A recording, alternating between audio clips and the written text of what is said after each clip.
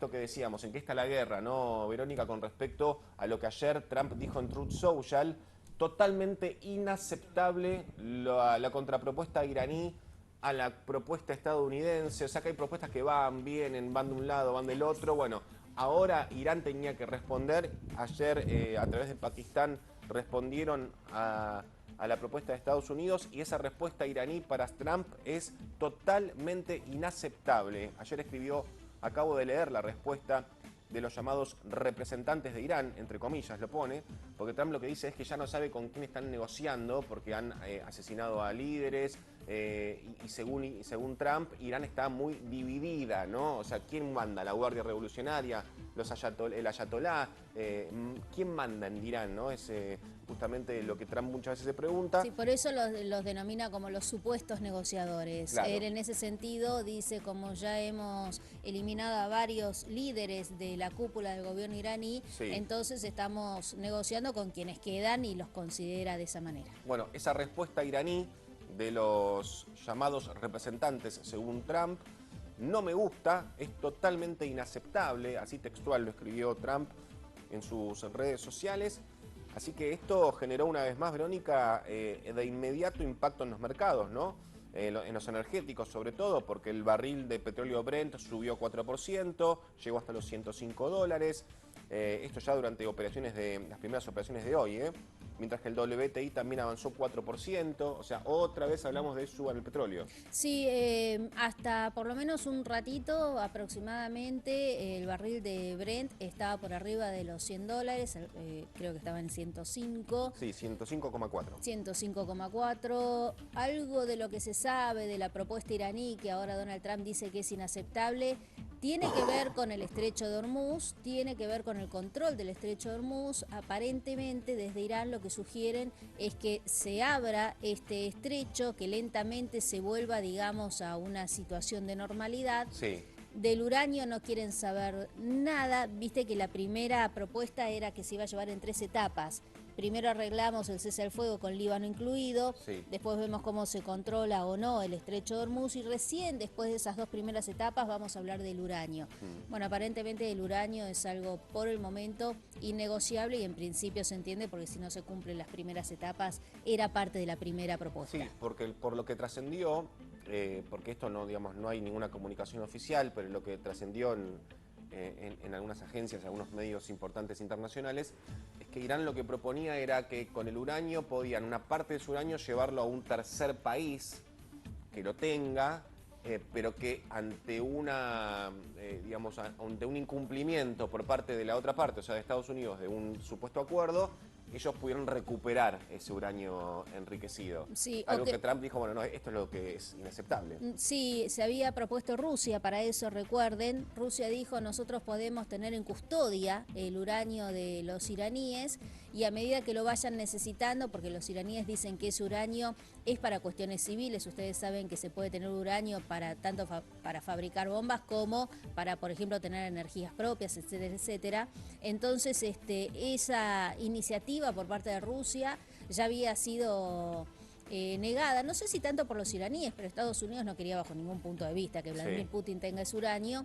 Y hay otra cuestión respecto del uranio. Este fin de semana hubo una entrevista donde el programa famoso de los Estados Unidos, 60 Minutos, habla con Benjamín Netanyahu. Sí, con el primer ministro de Israel. Que viste que él no hace declaraciones respecto de tanto de esta guerra, quedó más limitada a lo que es Estados Unidos e Irán, no se mete mucho Israel. Israel tiene su propia guerra ahora en paralelo, que es con el Líbano. Bueno, ¿qué dijo respecto del uranio iraní Benjamín Netanyahu? Dijo que ellos sencillamente van a ir y lo van a sacar, y cuando el periodista le pregunta ¿y cómo lo van a hacer? Bueno, será con la ayuda de los Estados Unidos. Fue medio confuso ahí en la respuesta. Pero ¿no? como que una operación terrestre para sacar el uranio de Irán. Sí, y como diciendo que bueno, que se puede ingresar y retirar el uranio, con lo cual vean ustedes que casi que todo lo que tiene que ver con este acuerdo, tiene que ver con el uranio más que con el estrecho de Hormuz. Déjame contarte el textual de lo que vos estás adelantando de Netanyahu, que sostuvo que el conflicto va a continuar con Irán mientras justamente este país mantenga capacidad nuclear activa. El textual de Netanyahu es: no terminó la guerra, ¿no? Porque todavía hay material nuclear y uranio enriquecido que debe salir de Irán. Todavía hay sitios de enriquecimiento que deben ser desmantelados. Lo dijo durante esta entrevista en el programa 60 Minutos de la CBS. Sí, porque un poco también se lo empieza a presionar, digamos, para saber hasta cuándo va a seguir esta guerra. Bueno, para Israel el argumento fundamental es el uranio en cuanto a las declaraciones públicas, y en las declaraciones que no son públicas, pero de que todo el mundo conoce, tiene mucho que ver también con extender el Estado de Israel más allá de las fronteras que actualmente tiene. Con lo cual es una situación bastante, Sí. bueno, fácil de argumentar televisivamente, digamos.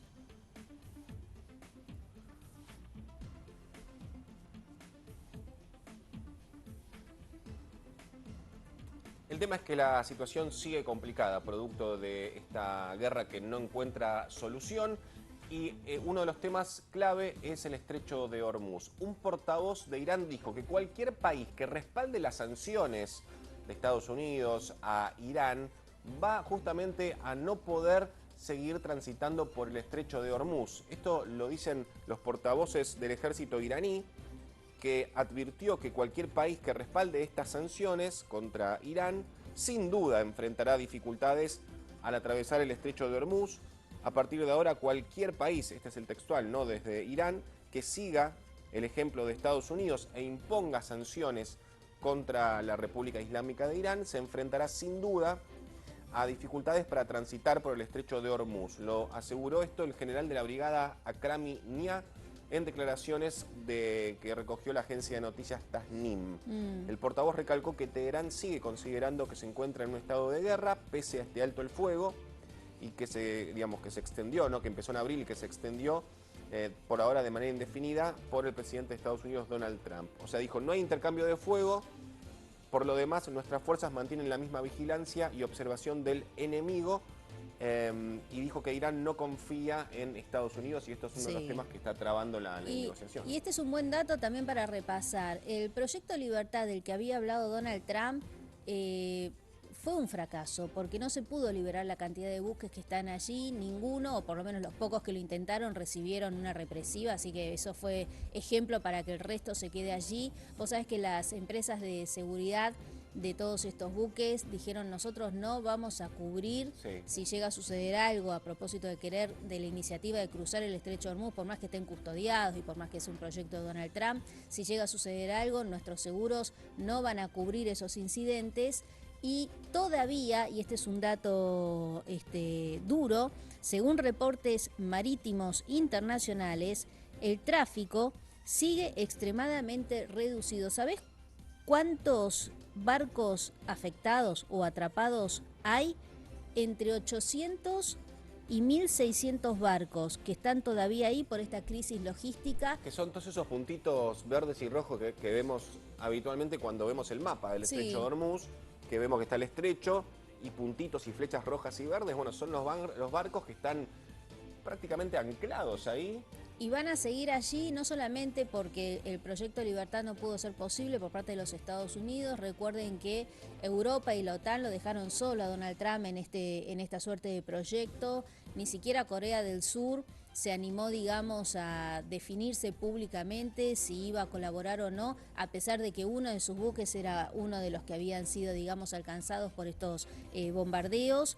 Y otro dato que no hay que olvidarse: las minas navales, que siguen estando allí. En el estrecho. Entonces, desde Irán lo que hacen es, cada vez que se permite que uno de estos buques, porque alguno pasa, pero después hay que ver qué sucede con el bloqueo de los Estados Unidos, este es otro tema, pero si Irán permite que uno de sus buques pase, lo va guiando, le va diciendo por dónde ir, les marcan el camino. Mira, ahí está lo que decíamos recién, ¿no? El estrecho de Hormuz, el mapita, y los puntos verdes y rojos, que son los barcos, los buques, los buques petroleros, los buques mercantes, bueno, todos los barcos que en algún momento pasaban por ahí sin inconvenientes, ahora se encuentran anclados, se encuentran allí como en un estacionamiento marítimo desde ya 10 semanas, y bueno, así está la situación, ¿no? Muy complicada, y esta advertencia también que hicieron a Francia y a Gran Bretaña desde Irán, contra el despliegue de estos buques de guerra en el estrecho de Hormuz, afirmando que cualquier medida de este tipo intensificaría las tensiones y militarizaría esa vía marítima que es el estrecho de Hormuz.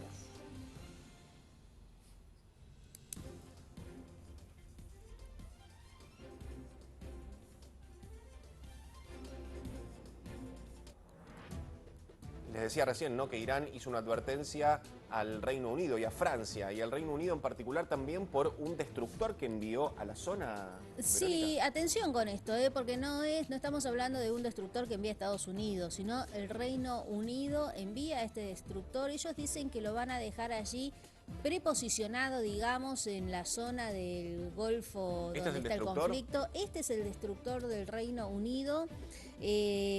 Va a desplegar este destructor que es el HMS Dragón, así se llama. Está ahí en Medio Oriente, para preparar una posible misión internacional, dicen ellos, de protección marítima en el estrecho de Hormuz. Posiblemente este destructor tenga que ver con la idea de Donald Trump de asegurar a los buques su paso por el estrecho, porque acá lo que dicen es que es una posible misión internacional de protección marítima. Así que el Ministerio de Defensa británico confirmó que este buque va a quedar preposicionado en la región a la espera de que las condiciones permitan garantizar la navegación en la zona. No deja de ser, digamos, una situación que de ayuda, ¿no?, a los Estados Unidos a propósito Sí.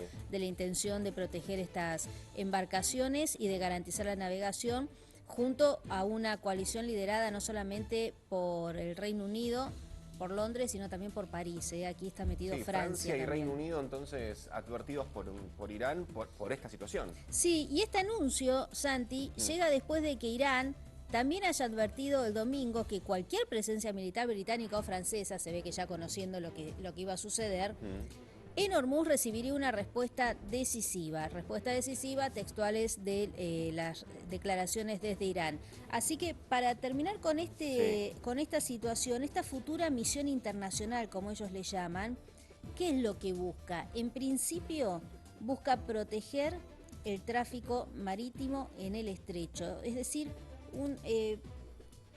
no sé cómo los van a proteger, porque los buques no se animan a salir, pero ya están preposicionando, digamos, estas embarcaciones. Es una manera más de presionar para que las negociaciones sigan adelante, ¿no? Veremos qué sucede, pero es interesante porque ya hay movimientos del Reino Unido y de Francia a propósito de este tema.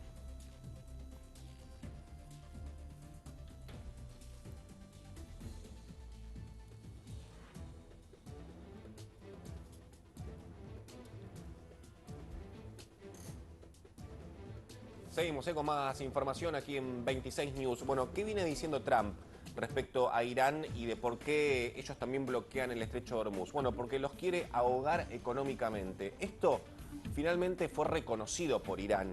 Irán admitió por primera vez que el bloqueo de Estados Unidos golpeó su sector petrolero. El ministro de Petróleo de Irán, de nombre Paknejad, reconoció ante la televisión estatal que el sector petrolero iraní enfrentó algunos problemas desde el inicio del bloqueo de Estados Unidos, aunque también aseguró que se prepararon contramedidas que siguen siendo implementadas.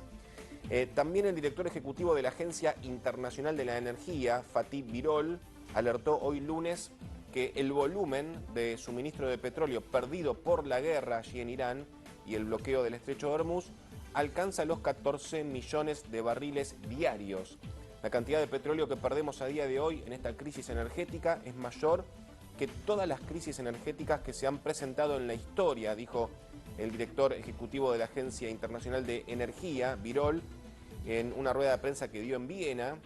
Dijo que están trabajando para que otros productores como Nigeria, Brasil o Canadá aumenten su bombeo y pide medidas para reducir el consumo del petróleo, como por ejemplo impulsar el transporte público, reducir límites de velocidad o facilitar el teletrabajo, ¿no? Increíble que estemos hablando de vuelta de esto, de que la gente no se mueva tanto por la escasez de combustible, ¿no? Es una situación que están advirtiendo desde la Agencia Internacional de la Energía. Pero para resaltar, Vero, ya te doy, es que desde Irán admitieron ya por primera vez que sí golpeó su economía el tema del bloqueo del estrecho de Hormuz por parte de Estados Unidos. Sí, claro, desde ya, además las sanciones y todos el dinero que tienen congelado, ¿no? Por estas sanciones, esto también formaba parte del acuerdo al que querían llegar. Los iraníes pedían que los Estados Unidos paguen toda la destrucción de esta guerra, pero que además descongelen todos esos activos que ellos tienen, digamos, a propósito de las sanciones,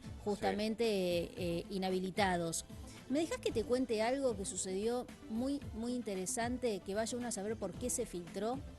Pero hubo un informe de la CIA que se conoció estos últimos días, y el informe de la CIA justamente hablaba de cuánto tiempo puede resistir Irán estas condiciones del doble bloqueo, ¿no? Del estrecho de Hormuz.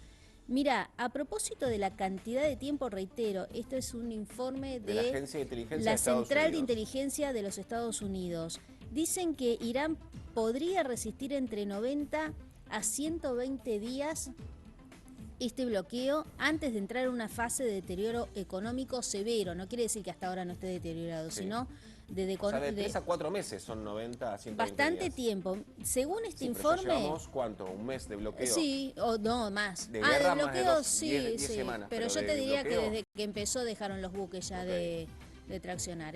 Después te voy a dar más detalles de este informe.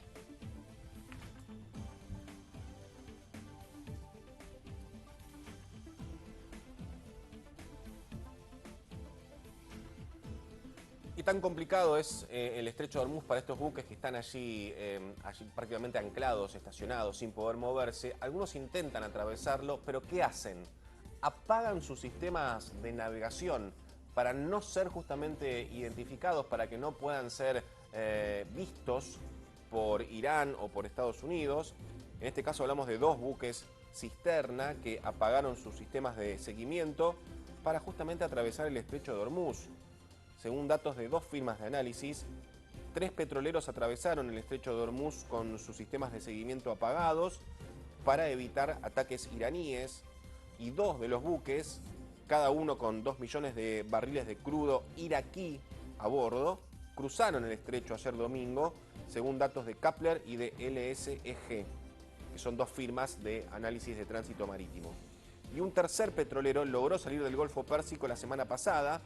Mientras tanto, desde la agencia estatal de noticias iraní Tasnim informaron que un petrolero cargado con crudo iraquí con destino a Vietnam cruzó el estrecho de Hormuz ayer domingo siguiendo la ruta designada por Irán. Pero fíjense lo que tienen que hacer, el riesgo que esto implica, ¿no? Porque que apaguen sus sistemas, bueno, les da cierta invisibilidad, pero eso no quita que puedan ser vistos igual y atacados igual. Pero así está la situación en el estrecho de Hormuz, ¿no? Con estos barcos que apagan sus sistemas de seguimiento para intentar atravesar el estrecho de Hormuz.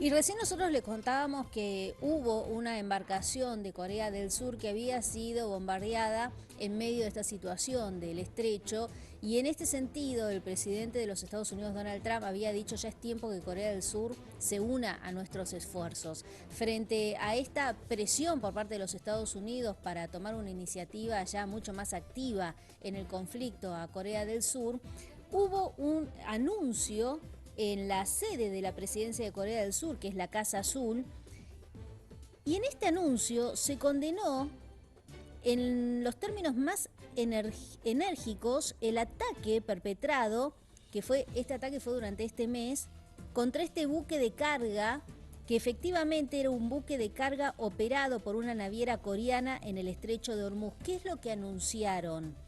Anunciaron que planean responder una vez que se identifique el origen del ataque, con lo cual no queda claro quién atacó este buque de carga de Corea del Sur. Según un funcionario de la Casa Azul, los expertos realizaron un análisis forense preliminar de los daños en la popa de babor. El ataque provocó un incendio en la sala de máquinas del buque, es lo que se supo con este análisis que hicieron. Y después viene el comunicado: condenamos esto en los términos más enérgicos. Esto lo declaraba Wi Sung Lak, posiblemente es la persona que estamos viendo en pantalla, asesor de seguridad nacional de la presidencia surcoreana, en una rueda de prensa, los daños en el buque fueron detectados durante una inspección forense, porque claramente quieren ver qué es lo que pasó, Sí. y principalmente saber quién envió este ataque al buque, ¿no?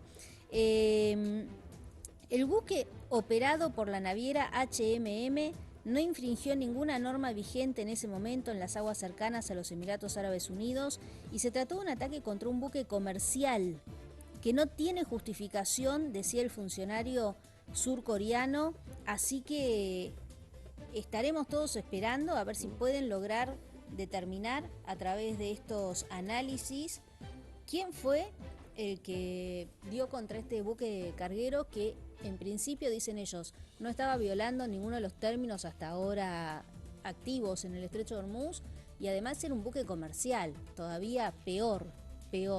Pero Sí, qué agrava la situación. extraño que no digan fueron los iraníes.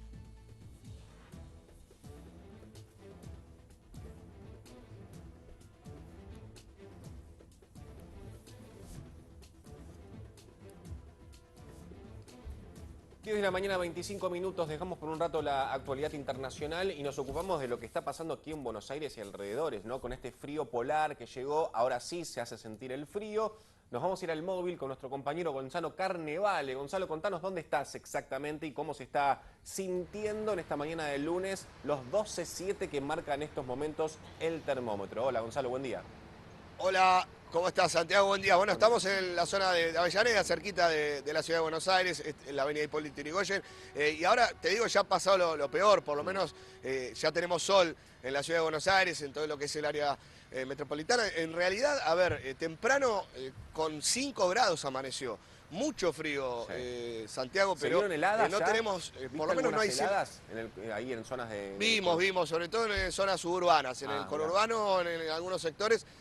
Vimos algunas heladas, escarcha en el pasto. ¿Viste? Ya Gente que iba a tomar el empieza a aparecer. colectivo, por ejemplo, tempranito, rumbo hacia Capital Federal, que estaba bastante complicado, con guantes, con bufanda, con gorro. Hoy sí, todo el placar encima por el frío, por la temperatura. Y según el servicio meteorológico, hoy es el día más frío del año. Así que, perdón, no lo sabemos, de la semana, quise decir. Sí. Así que empieza a levantar de a poquito la mínima, eso es lo importante.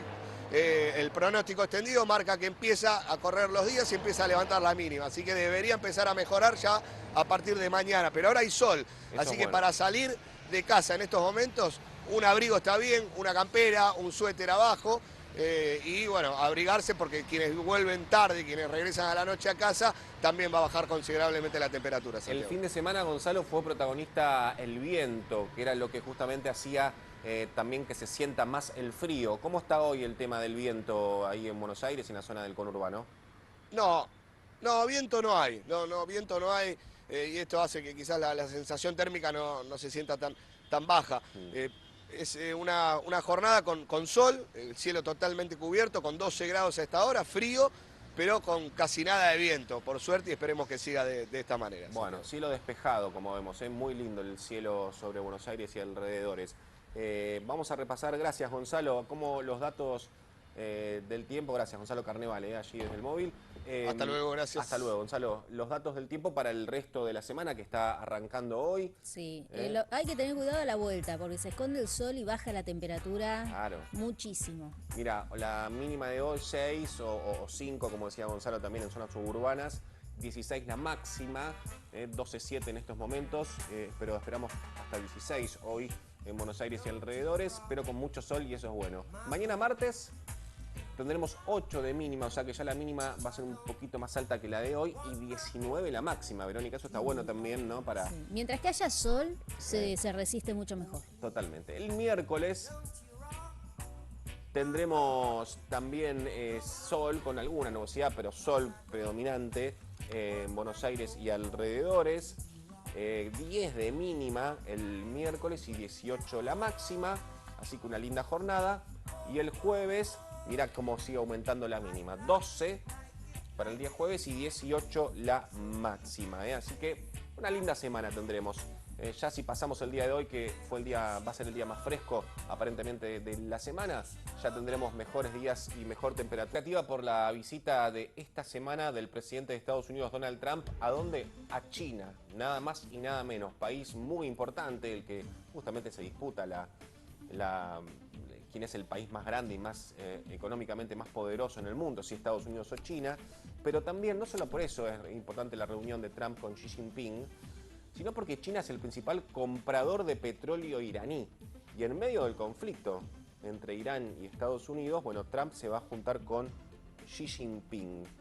El Ministerio de Asuntos Exteriores chino confirmó que Donald Trump va a visitar el país del 13 al 15 de mayo. Trump entonces estará esos días para mantener una cumbre con su par chino, con Xi Jinping, en un contexto marcado por la guerra con Irán, Verónica. Sí, claro. Hay que ver qué pasa en esta reunión porque lo más importante para el presidente de los Estados Unidos es llegar con un acuerdo, ya sea definitivo de un lado o del otro. Todo depende de cómo siga la situación del Estrecho de Hormuz para ver cuál va a ser la agenda oficial de lo que se va a hablar. Sí. Pero fuera del Estrecho de Hormuz, ya te digo, se va a hablar de los aranceles de los Estados Unidos, se va a hablar de las tierras raras, porque Estados Unidos necesita muchas de estas tierras raras que vienen de China para seguir, digamos, avanzando en sus cuestiones de tecnología y de armamento. Muchas de las tierras raras se usan para armas, por ejemplo. Y también seguramente, si el Estrecho de Hormuz sigue cerrado, va a ser, digamos, el protagonista de esto. Vos sabés que Donald Trump había viajado a ver a Xi Jinping durante su primer mandato. Ya va a ser casi una década que no se ven estos dos presidentes, exactamente. Y acá un último dato para tener en cuenta. Cuando el que viaja, siempre uno dice, ¿quién necesita más esta reunión? Si vos tenés, por ejemplo, una reunión de trabajo, vos te vas a ir a ver a la persona si sos vos el que más necesidad tiene de llegar a un acuerdo comercial, ¿me explico? Vamos a suponer, si estás buscando trabajo, no va a venir el empleador a tu casa. Y acá lo que estamos viendo es que Donald Trump es el que viaja a China. Y mirá vos que este no es un dato menor, hay que tener en cuenta esto, porque es el presidente de los Estados Unidos el que tiene más necesidad de ir a verse con Xi Jinping. Y si no es así, supongamos que no es así, en todo caso, Xi Jinping es el que no decide viajar a los Estados Unidos. Así que y es el anfitrión. Hagan la lectura que ustedes... Sí, no obstante, y como lo dije al comienzo de esta noticia, China está interesada en que se resuelva el conflicto porque es el comprador del petróleo iraní, digo. China tiene una carta muy fuerte, que es las tierras raras.